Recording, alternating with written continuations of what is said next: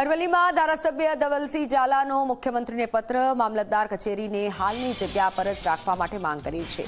કચેરી ખસેડવાના વિરોધમાં ગઈકાલે બંધ રહ્યું હતું શહેર। કચેરી મુદ્દે ભાજપ અને કોંગ્રેસના આગેવાનો એકજૂથ થયા છે। કચેરી ખસેડાશે તો સામાન્ય જનતાને ભારે હાલાકી પડશે। ધારાસભ્ય ધવલસિંહ ઝાલાનું સ્થાનિક રજૂઆતો છે તેને સમર્થન છે અને પત્ર પણ લખ્યો છે। ઓનલાઈન પર સંવાદદાતા અમિત જોડાઈ ચૂક્યા છે। અમિત, જે ધારાસભ્ય પત્ર લખ્યો છે તેમાં કઈ કઈ બાબતોનો ઉલ્લેખ છે? ખાસ કરી કચેરી ખસેડવામાં ન આવે તેવી રજૂઆત કરાઈ છે। જો વાત કરીએ તો બાયડ ખાતે જે મામલતદાર કચેરી છે તેને અન્ય જગ્યાએ જે ખસેડવાની જે અત્યારે હાલ જે પ્રોસેસ ચાલી રહી છે તેને લઈને ક્યાંક ને ક્યાંક જે બાયડ શહેરના અને આજુબાજુ વિસ્તારના જે લોકોનો વિરોધ છે। કારણ એક જ છે કે જે આ કચેરી આ જગ્યાએ અન્ય જગ્યાએ જો ખસેડશે તે જગ્યા ઉપર જે 5 થી વધુ જે કિલોમીટરનું અંતર આવેલું છે એ ક્યાંક ને ક્યાંક જે લોકોને તે જે વ્યવસ્થાઓની ભાગરૂપે ક્યાંક ને ક્યાંક લોકોને અસર થઈ શકે છે। એટલે વહેલી તકે આ જે બાયડને જે શહેર ખાતે જે આ કચેરી છે મામલતદાર કચેરી તે જગ્યા ઉપર રાખવામાં આવે તેને લઈને ગઈકાલે પણ બાયડ શહેરની જે સદંતર બંધ હતું ત્યારે ક્યાંક ને ક્યાંક લોકોની અંદર પણ એક અત્યારે હાલ જે માગણી છે કે વહેલી તકે આ કચેરી જે જગ્યાએ જે બાયડ ખાતે છે જે બાયડ ખાતે રાખવામાં આવે તેવી અત્યારે હાલ જે લોકોની માગણી ઉચ્ચ બની છે। તેને લઈને જે બાયડના જે ધારાસભ્ય જે ધવલસિંહ ઝાલા છે તેઓને પણ પછી પત્ર લખ્યો છે જે મુખ્યમંત્રીને કે જે આ કચેરી આ જગ્યા ઉપર રાખવામાં આવે જેથી કરીને જે લોકોને જે તમામ જે કામકાજ વહેલી તકે થઈ શકે। બિલકુલ બિલકુલ, આભાર માહિતી બદલ।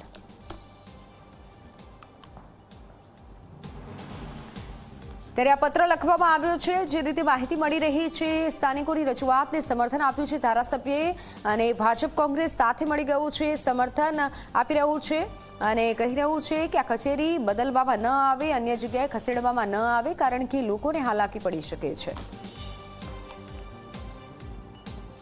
અરવલ્લીમાં ધારાસભ્ય ધવલસિંહ ઝાલાનું સ્થાનિક રજૂઆતોને સમર્થન, ધારાસભ્યએ પત્ર લખ્યો છે સીએમને। કચેરી ખસેડવાના વિરોધમાં ગઈકાલે શહેર બંધ પણ રહ્યું હતું કે આ કચેરી ખસેડવામાં ન આવે, લોકોને હાલાકી પડી શકે છે। ધારાસભ્યએ પત્ર લખ્યો છે અને આ કચેરી મુદ્દે ભાજપ અને કોંગ્રેસ એકજૂથ થયું છે।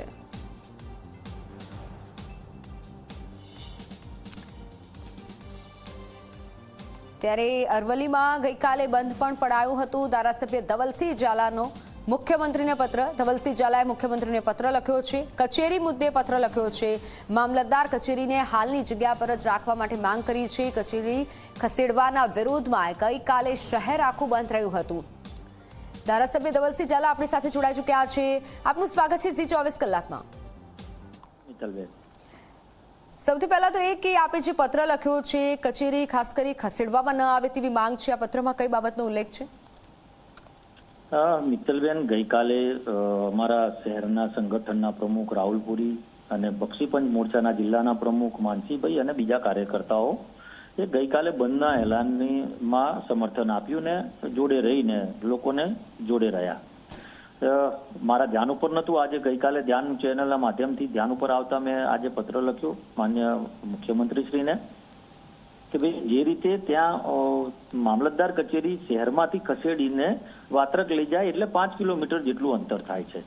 હવે 5 કિલોમીટર જે અંતર તાલુકા પંચાયત શહેરમાં, મામલતદાર કચેરી 5 કિલોમીટર દૂર, એટલે બંનેની વચ્ચેના જે ડિસ્ટન્સ છે એટલે જે ગામડાનો વ્યક્તિ ત્યાં આવીને ઊભો રહે અને તાલુકા પંચાયતથી મામલતદાર કચેરીમાં કંઈક કામ મળતે જવું પડે પેપર માટે, ત્યાંથી લઈને પાછું તાલુકા પંચાયતમાં આવવું પડે, એટલે એ અહીંથી ત્યાં થવા એને એટલો બધો થાક લાગે કે પહોંચી ના વળે અને ખર્ચમાં પરવડે નહીં।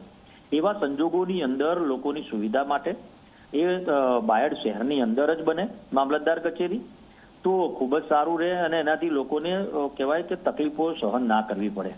સંગઠનના તમામ કાર્યકર્તાઓએ જે રીતે ગઈકાલે બંધના એલાનને સમર્થન આપીને બંધના એલાનમાં જોડાયા, તેવી જ રીતે આજે મેં માન્ય મુખ્યમંત્રીને પત્ર લખીને ધ્યાન દોર્યું છે કે અપક્ષ ધારાસભ્ય તરીકે હું એમને સમર્થન આપું છું। કોંગ્રેસના પણ લોકો ભાજપ સાથે જોડાઈને એમણે પણ બંધના એલાનને સમર્થન આપ્યું છે।